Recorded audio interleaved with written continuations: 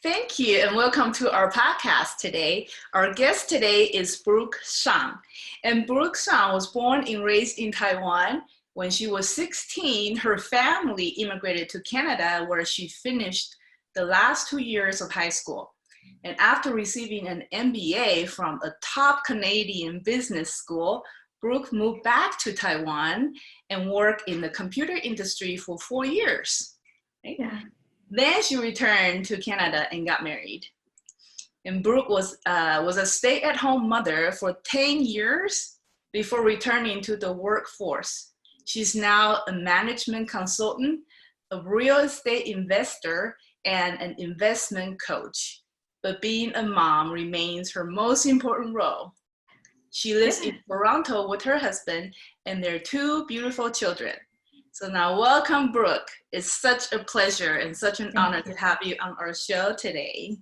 Thank you, Allison, for the intro. Yeah, you have a really impressive resume here. Such a Now powerhouse. people know. Now people know how old I am. Yeah. So Brooke, do you mind sharing with us your immigration process?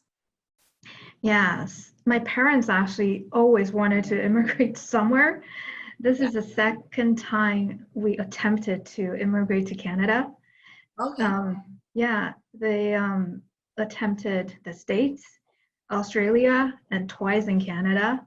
And finally, when I was in my teens, for the second time, they got the notice, and we moved to Canada with a very short notice, actually. Well, do you mind going through that experience with us, how they told you that you were going to move to a different country and how you felt when they told you that news? Oh, actually, at that time, I was visiting my sister in the States. That was the summer. They basically told me, after the summer, you're moving to Canada. Oh. Oh, that wasn't a lot of notice. I had a lot of friends in Taiwan, and I actually didn't want to move. You know, teenagers, they don't want to leave their friends. Right. Yeah, so that was pretty tough because school in Taiwan is pretty intense, like a lot of, Asian countries. So even then, I didn't mind, and I wanted to stay in Taiwan. However, with a notice, we just had to move in, take the opportunity, because my parents attempted so many times. We're not gonna give up the opportunity, right? Yeah. So, I just came to Canada, took the exam. They basically place you to the grade that your level is at. Oh, okay. So that took about 2-3 weeks. So at the end of September, I started high school already in Canada. Wow. Yeah, as ESL students, like a lot of people. That's amazing how you just continue on, like they didn't tell you to go back to a lower grade to make up for anything, but you just because the level in Asia is more advanced, so the only thing is language. So they said if you can finish your ESL in a certain period of time, catch up on English, then the other subjects are just review. But the language is the thing, right? You have to understand. Right. So that took me a couple of years to understand the curriculum, basically. Right. Yeah. Oh, wow. And I remember. So how was the language difference how was that experience for you to have to now having to go to school and sit in the class where everybody is speaking English and the textbooks were all in English and everything is English? How did you make that transition? Do you mind sharing with us? In the beginning, it was harder. Yeah. My mom actually helped me translate my textbooks. I remember my mom would circle the words and she would help me translate while I study other subjects. Wow. And not just the language, because even for things like math, the theory is the same. How you answer the questions and what the expectations are, what the expectations of schools are different. So that's another thing people immigrate to a different school system had to get used to. Right. So I think a lot of immigrant story is about adapting to different things. Right. Yeah. So So language is one thing, and then the system. I think in the beginning, the hardest thing is not having a lot of friends. Right. Yeah. Right. For a lot of people, Yeah. probably you heard that too. I think it was until I got into university. There are more students from all over the place, everywhere. So my university was pretty diverse in culture, and that helped. That helped. Yeah, getting me used to the environment, and start to have a social life means a lot for teenagers and young people. Yeah. Yeah. Sure. And so, so I chatted with you a little bit earlier, and you mentioned that you had to record classes to be able to go home and review them, because in the beginning it was very difficult for you to understand maybe the teachers or whatever was discussed in class, and so you had to record the material in class and then go home and review it. Do you mind sharing with us about how that is? It traumatic to you now to even think about? No, think about it. Technology is one thing. There was no Google. So, right. Yeah, and you have to translate using a dictionary. There's no Google Translate. Right. So I would record using a Walkman, if people know what that was. Using a Walkman, record the lectures and then listen to it at home, then retake the notes. So that took a lot of time. Right. Just imagine having to do the same thing twice. Basically sitting in the lecture and then listen to it again at home. Right. Yeah. I have to say, because we're trained in Asia, we know how to go through exams. So we would collect like past papers and talk to students who already took it, things like that. Then we focus on what we need to prepare for exams. So even though we don't understand everything in class, I think we got through the tests pretty well. Yeah. Yeah. Yeah. Well, that's amazing. And that's a lot of work to be able to, pass a class and then move on. Wow, you must be a really studious student.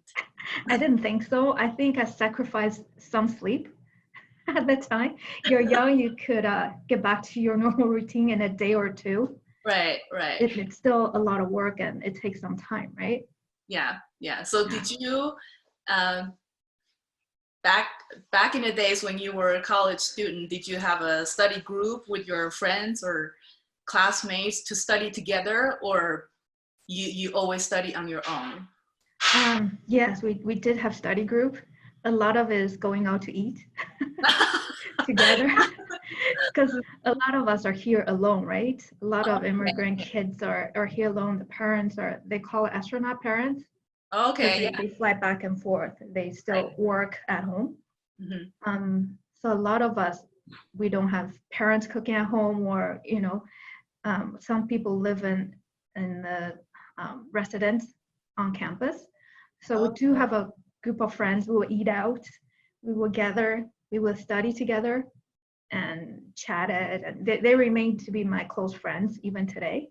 That's amazing. I'm so glad you found that support from other immigrant students, or no, not immigrant students, just students who were studying abroad, right? Yeah, or international students. International students. Yeah, or new immigrants as well. I think a lot of people go through the same thing, right? If they go through the same path. Right. Yeah. Well, that's amazing. Looking back, it's like our own little group. Our school is huge, thousands of students. Right. So if I think it'll be different if it's a smaller town. So if you want to find your own gang, you can find somebody. You can form a certain group, right? Yeah. So I had a very similar experience when I first came to America. I would look for Asian students on campus, and then I would try to befriend that person. And I remember the very first Asian girl that I saw on campus when I first came. I went to her at lunch. So we were in the cafeteria, and she sat with a group of maybe 5 or 6 Caucasian young men, and they were sitting at the table. You're popular, you guys. She was very popular, right? So she was eating and chatting and laughing with these guys. And so she was the very first Asian person I saw ever on campus. So I was very excited. So I approached her with my tray of food, and I stood there. I didn't know what to say. And she looked up and she said, what did she say? She said, yo, something. She talked like a local Southern belle. Okay, she had this accent, and I knew she's not an immigrant because the way she talks, she is totally 100% American-born, Asian, maybe Chinese, Vietnamese, I don't even know. And that's when I knew, okay, she's not my people. She's not my people, because I didn't know how to communicate with her. So she introduced herself. She told me her name, and then she said, oh, what are you studying? And I said, I'm studying Chinese teaching. I want to someday become a Chinese professor. And she said, okay, she rolled her eyes. Gosh, you should teach me Chinese. My mom always complained that I can't even say my last name right. So her last name is spelled Z-H-A-N-G. Zhang. Zhang, right? She couldn't say her name right, according to her mother. And so she rolled her eyes and said, you should teach me. And so I thought, okay, she's not my people. And so I backed off and left. Okay, so it was very dramatic for me because I thought, okay, why is it that all the Asians I see here were born in America? And to me, they were Americans. They were not Chinese. That's what probably they felt too, right? Yeah. And so I would say, as time moved on, I met more Asian students on campus, and they were maybe half, like 50% were American-born Chinese and 50% were international students like myself. And I never made that emotional connection with the first group because to me they were Americans, right? And you know what's funny? But look who you married, or look who I married, right? Yeah. The opposite attract. However, people tend to gravitate towards people who are similar to themselves, I would say. Yeah. And you also mentioned you start Asians. We always start from food, right? That's how we socialize. Yes. Yeah, go to Chinatown or with my friends, because our school was not far from Chinatown. Okay. And I'm from Toronto, so the school is in Toronto. A lot of students are not from here. So I kind of have the advantage of taking people around. Right. And so we kind of form a little group, and that's when I would say I really started to have friends. So same thing in high school. A lot of immigrants, however, not necessarily the same background. Mm-hmm. So I felt like I had friends, but just acquaintance. Right. At the time. Yeah, and confidence level, because when your language level is not there, I think confidence, like people might not pick it up. However, when you speak or when you communicate, you will start to think, did I say that right? And self-conscious. And then there's a distance, right? You don't feel connected. You know how when you talk to people speaking your mother tongue, you act differently, right? It's just natural. Yeah. So I can see that. Already English is the international language. Everybody speaks it. Right. However, if you can find people who can speak your language, that's different. The connection is different, right? Exactly. Yeah. There's so much you can talk about with people who understand your backgrounds, share the same, maybe not necessarily the same ancestry, but from the same motherland and speak the same mother tongue, and you just already have a built-in connection with them, especially when food is involved. I'm like, oh, Asians, eyes will light up. Yeah, for sure. Yeah, and I noticed you did this for 6. Like I would say, oh, I understand. You know how we usually say 5 or 6? We just do it. We don't even notice. Yeah, it's little things like that where you connect with people. Right. Yeah. Yeah, just the little things that people get. Some people don't, but some people do. Yeah. Well, that's awesome. So Brooke, you mentioned that so your husband is not Chinese, and so did you meet him in college too, or And yeah, in much later? university. Oh, Yeah. So he's actually interested in Asian culture. okay. Yeah. So he studied East Asian culture. So Korea, Japan, China, Taiwan, Hong Kong. That's what he's interested in anyways. So I took a bird course for me is Chinese literature. That's how we met. Nice. So that was my elective to get a really good, to get an A in a class to pull up my average. That's what I picked. And that's actually where we met. That's great. That's great. Um, so that's wonderful because he shares the love of Asia. But yeah, he was born and raised here, so I wouldn't say my in-laws don't actually have that kind of exposure except him to understand the culture and everything. Toronto is already very multicultural. Right. So yeah, so people do have some exposure, just not in the same way. It's like something fun to do. Go to Chinatown or go to a new restaurant, that kind of thing. Yeah. That's However, wonderful. it's not. Yeah, it's different when you're born and raised in a different culture, right? Still. Right. Yeah. Exactly. So um, let's see. So you mentioned that the hardest part about being an immigrant is the culture, right? The language and the culture. Mm-hmm. And sometimes people were afraid or they're uncomfortable around immigrants because they don't know how to communicate and they don't understand their background. That can be a challenge for Yeah. immigrants to start their social circle and Yeah. expand their. Because I think when people, well, you can feel that when there's a distance, they don't want to offend you because Right. people are generally nice, especially in Canada. I don't know about where you are. People want to be nice. Yeah. So they're very careful about the word they use, or you can just feel it like, oh, come on. Then there's an immediately distance between you and the other person, right? Huh. Yeah. Yeah. So I think sometimes it might take longer for you to get to know each other. Right. Like I'm used to it now, and I wouldn't say I'm an extrovert. However, I would approach people and because I know, so I want the other party to feel more comfortable. Right. Yeah.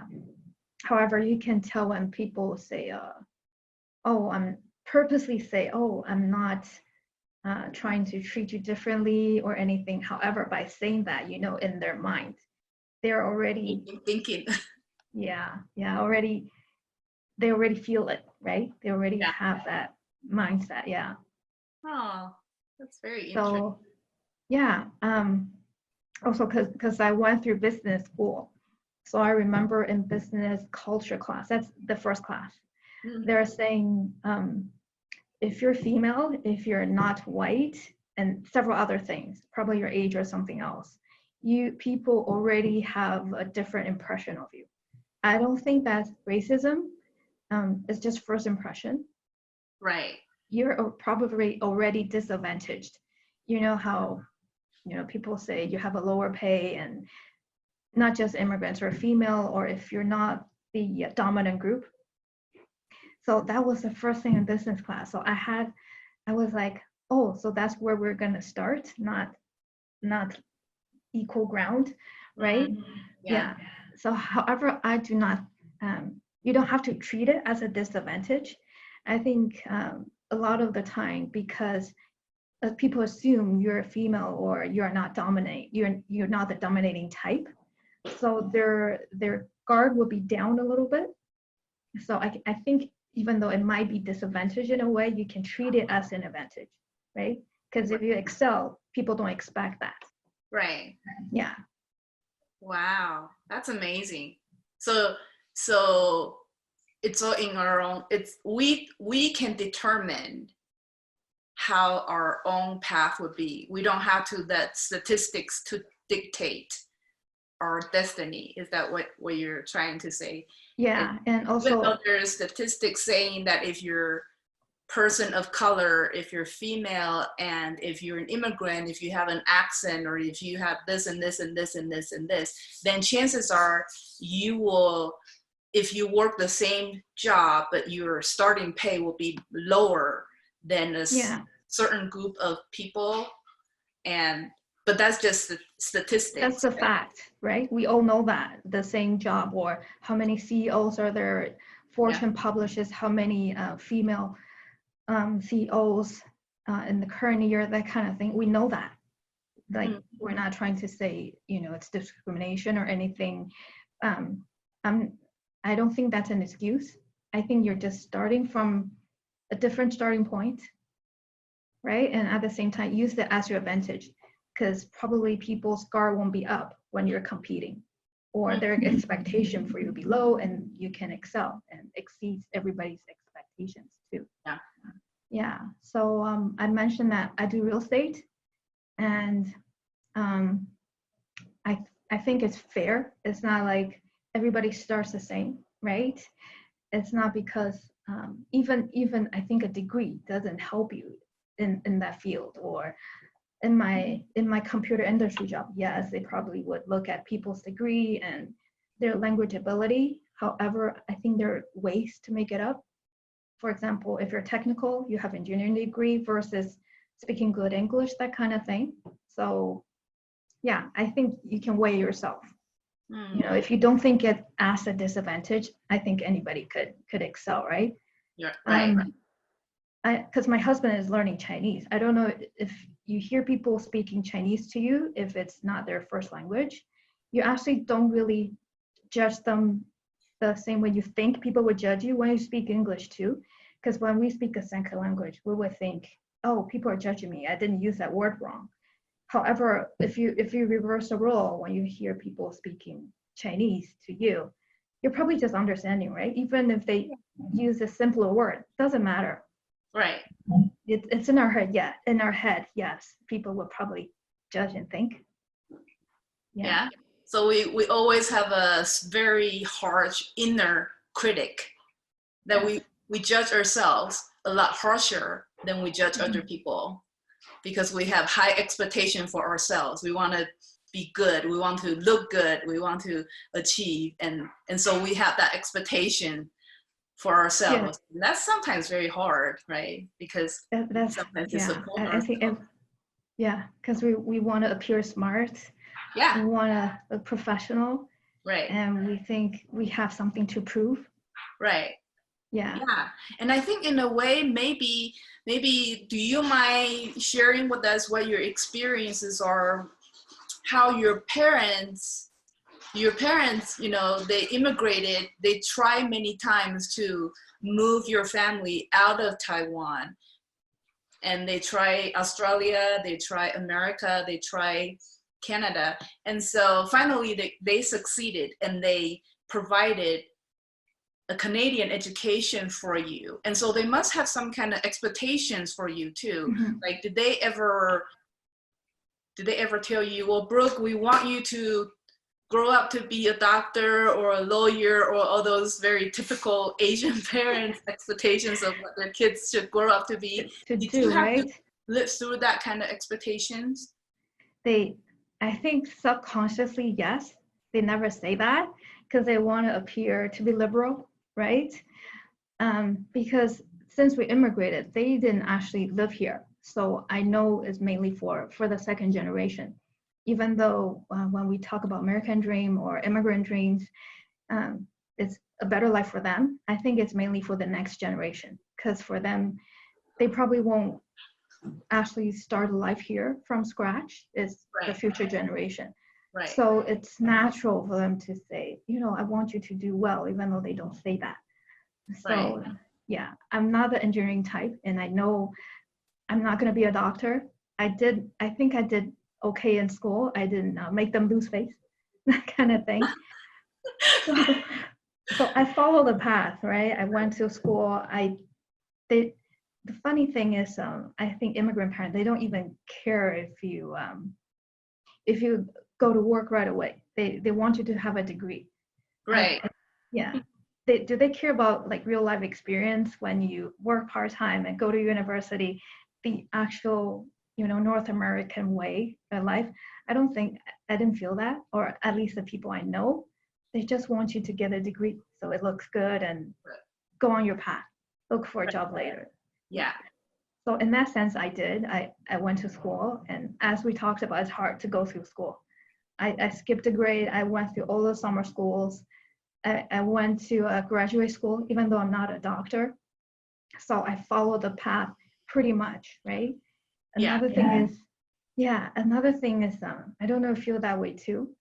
Asians don't usually have a strong opinion about, I want to be a singer, I want to be an artist, no matter what I do.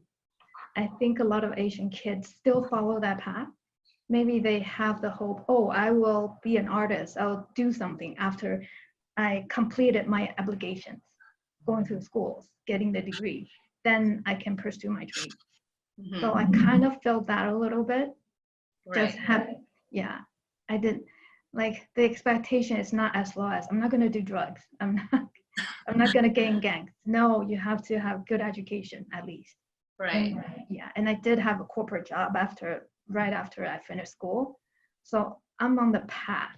I didn't know what I wanted to do anyways. So I wasn't rebellious. I think if you have a very strong feeling about what you want to do, then that's different. That's a different story, right? Yeah. Wow. So I'm sure your parents are extremely proud of what you have achieved in your life, being so successful today, a career I hope so. And a full-time mom. So, and that's a lot of responsibilities on your shoulders, but you do it so well. It seems like you have a great balance between work and family life and social life and everything. So they must be so proud. The thing is, I remember I went back to Taiwan quite a lot during that 10 years because I wasn't working. So my kids had some exposure of Taiwanese culture in here. However, if I take them out during the day, right? And then some grandparents would say, why aren't you working? Why are you in your prime taking care of kids? I had that several times actually, when I take the kids to park. And so that's the Asian mentality, right? And they think the grandparents are supposed to take care of the kids. Yes. Yeah. Wow. So I don't know why I have completely forgotten that is part of the culture, right? Until you mention it, and I totally remember that a lot of my childhood friends, girls, they grew up to be career women, but they also had children, right? They also had family life, but their children, they will send their children to daycare, or they will send their children to their own parents' house. So grandparents and daycare are where the kids are, where kids were raised, right? Yeah, I have completely forgotten about that. But that is a huge part of the culture. And I remember, so I'm from a very small, very, very tiny town in Taiwan. And in a tiny town like that, during the day, there are only grandparents and children at home. There's no adults home. Well, not adults. There's no middle-aged adults home because they're all working. Men, women, they're all working. And so who stay home is grandparents and little kids like toddlers and preschoolers, those kids who were not in school yet. Those are the people who were home, right? And because even women, young mothers, they had to go out and work, right? And so I think that's a big part of that culture. Yeah, and also people think you show your ethics when you work long hours, right? So then you're looking back. Then the grandparents kind of feel obligated to help anyways. Yeah. And you probably don't have that since you live in Utah, right? Oh, right now, no, I stay home with the kids. Yeah, you don't have your parents to help you out, that kind of thing. No. Yeah. So that's another thing. I think that's good and bad because a lot of the grandparents are close to the kids. Right. That's great. However, they feel like they're entitled to their opinion, Oh. how to educate the grandkids, Yeah. right? Yeah. Yeah. Yeah. You probably do not want that. Then there's a lot of conflict. If your parents are taking care of the kids, if your husband has a different opinion, that kind of thing, there will be conflict. Yeah. Yeah. Yeah. That's what I see. Yeah. That can sometimes be a very unpleasant thing, right? Yeah. However, they spend that much time with the kids, you kind of feel like, yeah, they might know the right thing to do. However, you're still the parents. Like for me, I would still want that control. Right. Yeah. Yeah. Yeah. So, well, Brooke, I'm so happy that you come to our show today to share with us your wonderful experience of immigrating from Taiwan to Canada. And we cannot get enough of your story. We're hoping that you can come back again and tell us more about your experience as an immigrant mom in Canada. And Yeah, we kind of started that a little already. yeah, and so we will have we'll have a sequel. Not Sure. a sequel. Yes, a Okay. sequel. Part That 2. was fun. Part 2. Yes, we'll have a part 2 very soon. Okay. Okay, Sure. so thank you so Yeah, much I like for that. being on our show today, and we Thank you, will Allison. chat with you again very soon. Okay. Have a Thank good day. you. Thanks. Bye. Bye.